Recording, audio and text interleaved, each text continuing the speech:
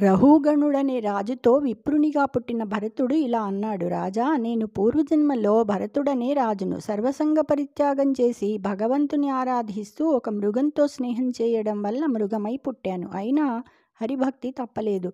అందుచేత ఇప్పుడు మనుష్య జన్మమెత్తిన మనుష్యునితో సంపర్కం లేకుండా ఒక్కడినై తిరుగుతున్నాను.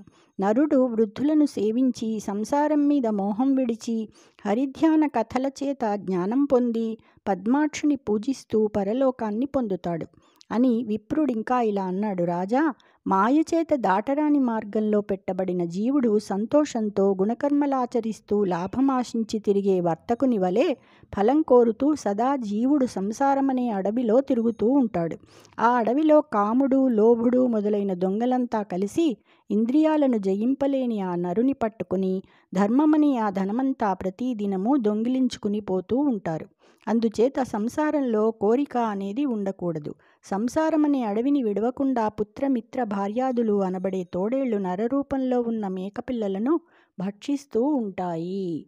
మలసి సంస్కృతి ఘోర కానన మందిరంబుల నెల్ల చోజలగి గుల్మలతా తృణాదుల చేత గౌహరమైన నిశ్చల నికుంజములందు దుర్జన సంజ్ఞలంగల మక్షికంబుల నిరోధము నన్ను సోకిన బొందుచుండు విపత్తషన్.